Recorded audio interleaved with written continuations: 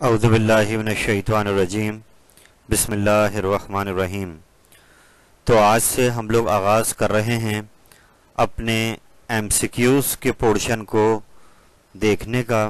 ये एक सीरीज़ चलेगी मेरे बेटे, जिसमें हमने जो आपके सामने पेपर पैटर्न डिस्कस किया था उनमें जो सेक्शन ए आपका, जैसा कि आपको पता है, 50 मार्क्स का आने वाला है फर्स्ट ईयर मैथ के पेपर में।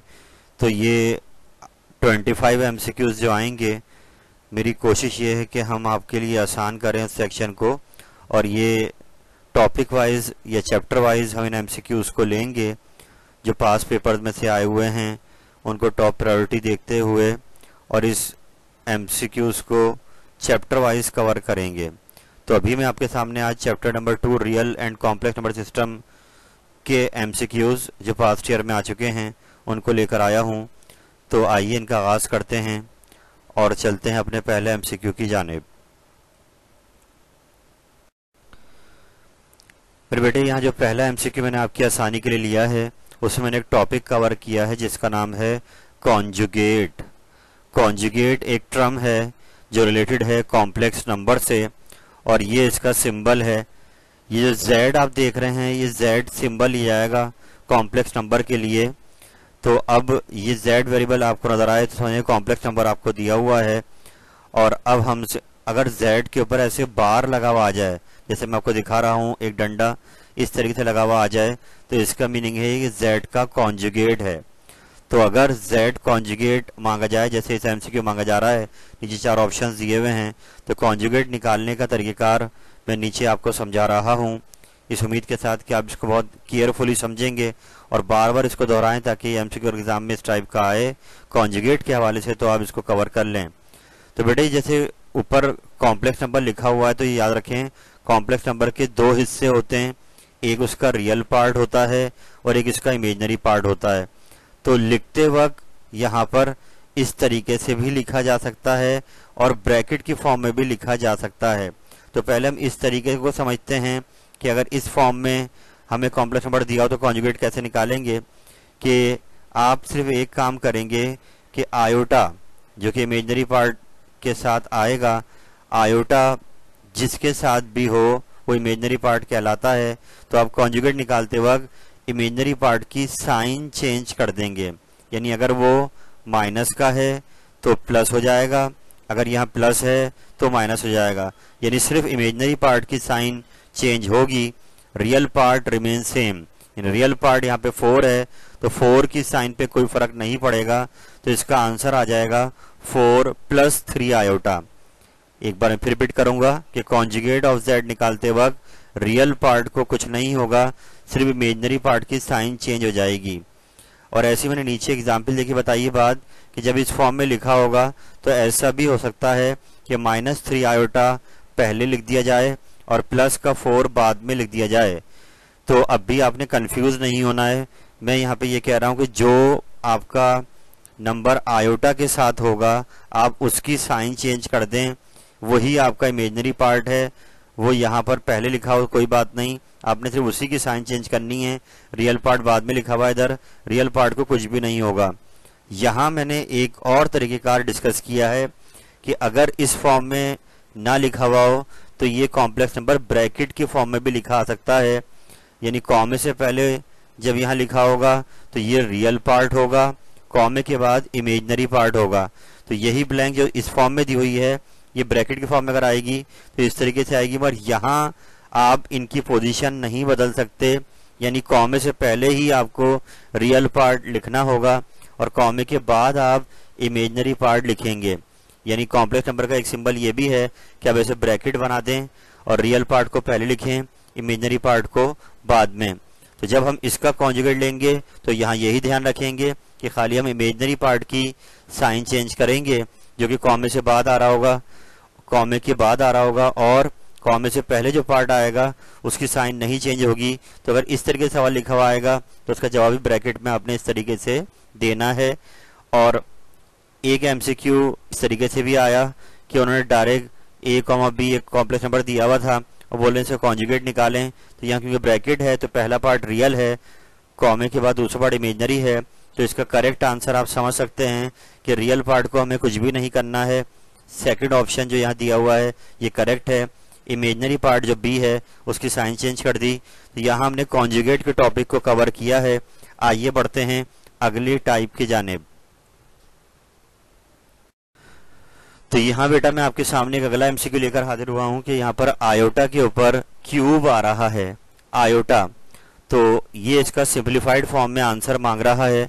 तो याद रहे, जब भी आयोटा के ऊपर कोई पावर बड़ी लगी आ जाए तो आपने उसको 2 के मल्टीपल में तोड़ना है। यानी कोई पावर यहाँ पे लगी हुई आ जाए, आप उसके 2 के टेबल में चेक करेंगे कि उसका नियरेस्ट मल्टीपल 2 के टेबल में कौन सा आता है और आप उसको 2 के टेबल में तोड़ देंगे। वजह उसकी यह है कि आयोटा बराबर होता है √-1 और आयोटा स्क्वायर बराबर है -1 के।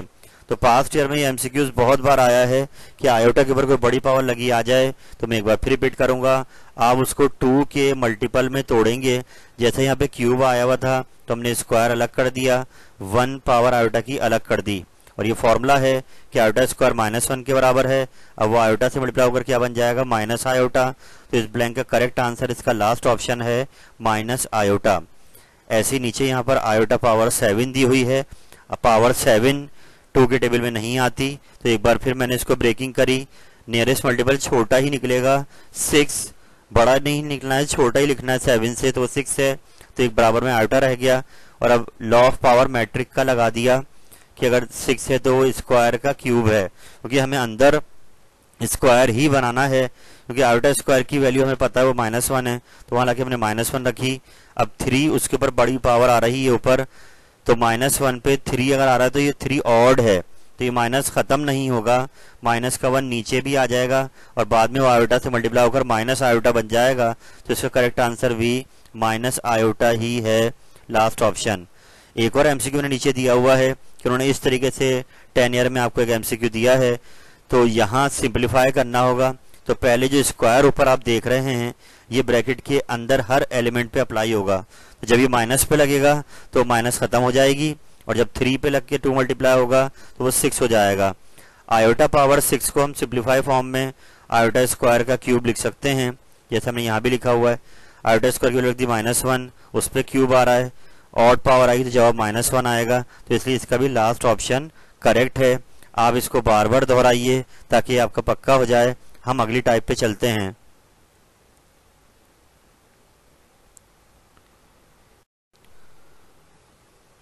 तो बेटा 10 एड्स को देखते हुए कॉम्प्लेक्स नंबर के जो अगली फेमस एमसीक्यूज ज्यादा आता है, वो पहले हमने एक टर्म पढ़ी थी कॉन्जुगेट, अब यहाँ एक टर्म पढ़े मॉडुलस।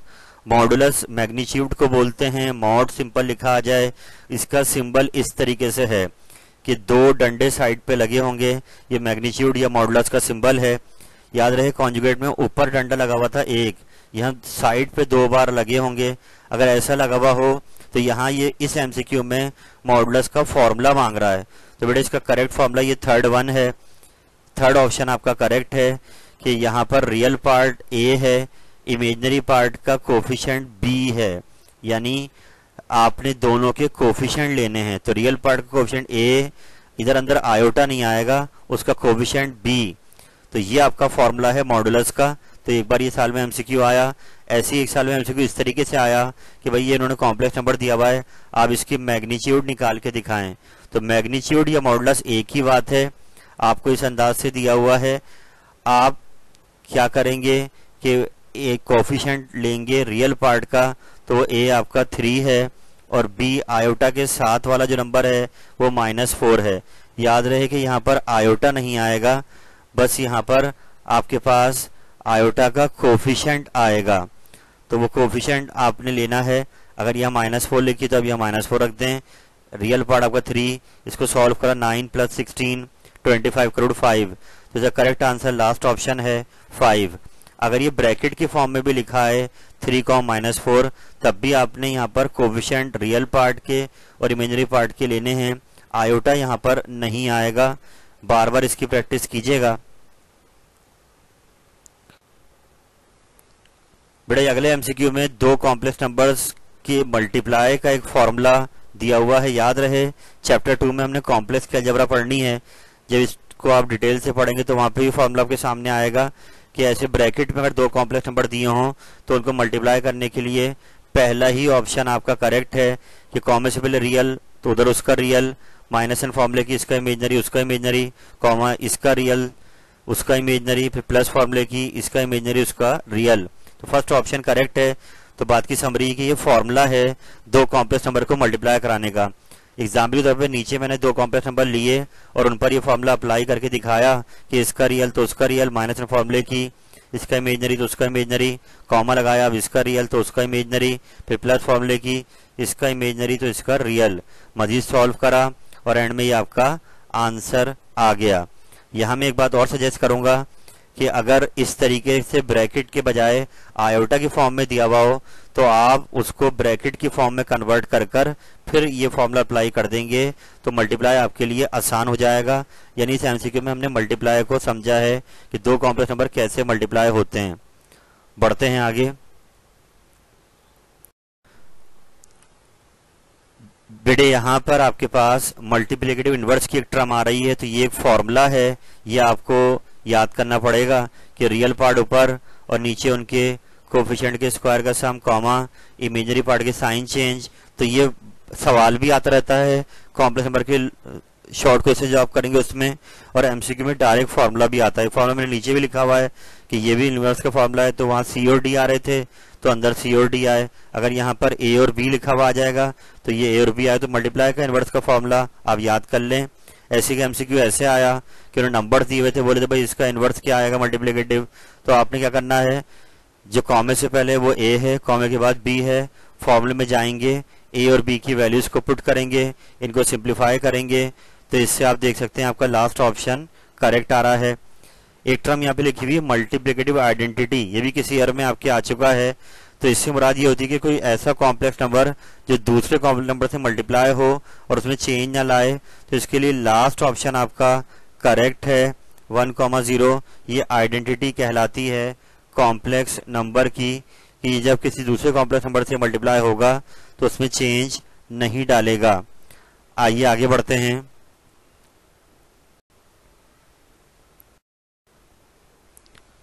बेटा ये भी पास्ट ईयर में काफी बार एमसीक्यू आ चुका है कि कॉम्प्लेक्स नंबर दो मल्टीप्लाई हो रहे हैं इस तरीके से और बोल रहा अगर ये सिंप्लीफाई हो जाए तो आप बताइए उस सिंप्लीफाई होने के बाद रियल पार्ट क्या बनेगा।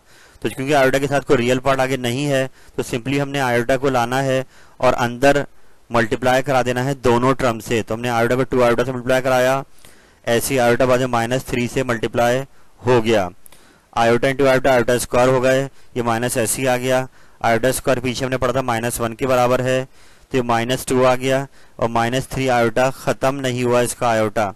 तो आप देख सकते हैं अब ये सिंप्लीफाई होकर ये नंबर कॉम्प्लेक्स तैयार हो गया है जिसका रियल पार्ट -2 है और इमेजिनरी पार्ट इसका -3 है। तो यहाँ सवाल में रियल पार्ट मांगा जा रहा है तो -2 इज द करेक्ट आंसर।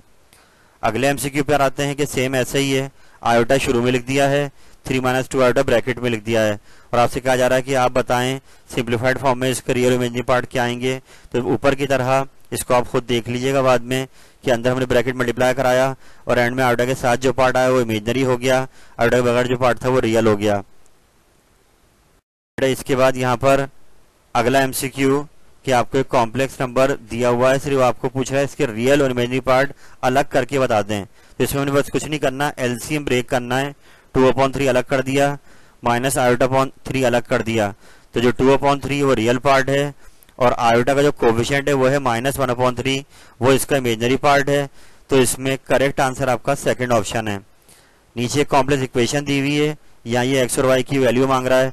तो यहाँ बेटा ये करेंगे कि अगर दो साइड्स बराबर हैं तो लेफ्ट वाली लेफ्ट के बराबर है, तो यहाँ एक्स के साथ आयोटा नहीं आ रहा तो ये रियल हो गया। राइट साइड पे आयोटा के बगैर कोई टर्म नहीं आ रही तो राइट साइड पे रियल पार्ट क्या हो जाएगा 0, तो इसलिए एक्स की वैल्यू क्या आ गई 0। जबकि इमेजिनरी पार्ट की बात करें तो आयोटा के साथ यहाँ पे 3 है और राइट साइड पे 2y है, वो 2 मल्टीप्लाई नीचे के डिवाइड हो गया तो y की वैल्यू 3/2 आ गई, इसलिए इसका लास्ट ऑप्शन करेक्ट है।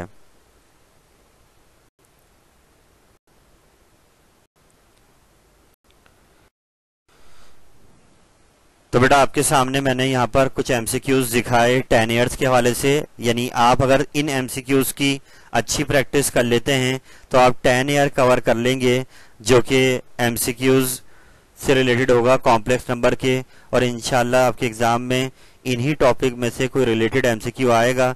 तो इनकी प्रैक्टिस बार बार करें ताकि आपके लिए आसान हो जाए।